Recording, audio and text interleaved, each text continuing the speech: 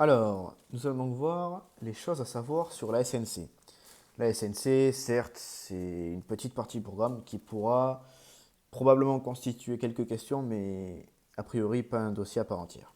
Donc, le pilier central de la SNC, c'est donc les responsabilités des associés, qui est donc indéfini et solidaire des dettes sociales, aux dettes sociales. Voilà.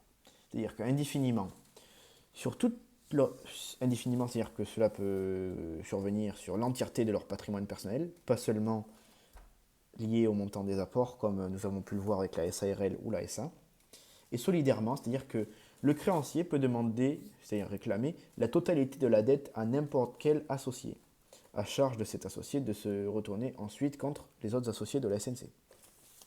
Alors, un créancier ne peut poursuivre un associé qu'après avoir mis en demeure la SNC, par acte extrajudiciaire, et que celle-ci n'est pas payée sous 8 jours. Alors, nous allons voir ce qu'est un acte extrajudiciaire. C'est un acte notifié par un commissaire de justice en dehors de toute procédure devant le tribunal. C'est-à-dire un document officiel qui n'est pas encore une convocation devant le juge. Après cela, il peut poursuivre la société.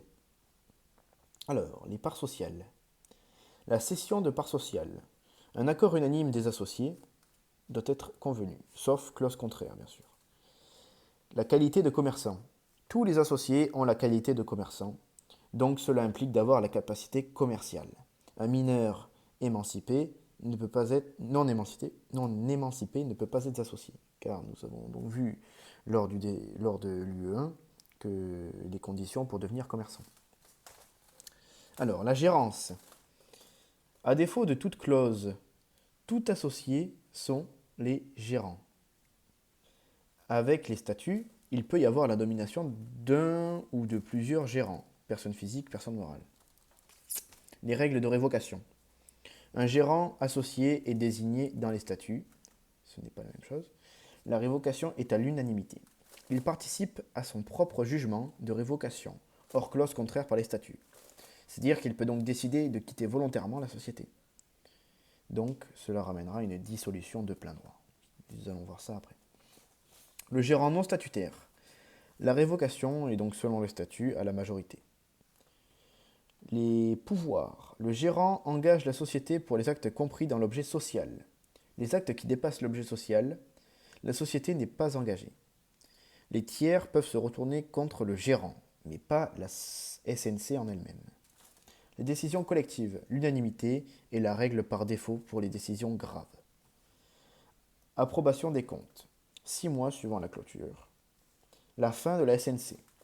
Le décès d'un associé entame la dissolution de plein droit, sauf clause de continuation des héritiers. L'incapacité ou la faillite personnelle. Si un associé est frappé d'une interdiction d'exercer ou d'une faillite, la société est dissoute, sauf clause de continuation dans les statuts.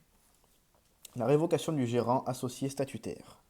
Si les statuts ne prévoient pas la suite, égale dissolution de plein droit. Alors, l'entrée d'un nouvel associé. Alors, il devient responsable des dettes passées et futures. La sortie d'un associé. Il reste responsable des dettes passées pendant qu'il était encore là, tant que les formalités de publicité, du greffe et du CHAL, support habilité des annonces légales, ne sont pas faites. La nomination du CAC est également pareille. Si deux des trois seuils suivants sont validés, 5 millions au bilan, 10 millions hors taxe de chiffre d'affaires et 50 salariés. Ou la SNC est contrôlée par une société qui détient un CAC. Merci.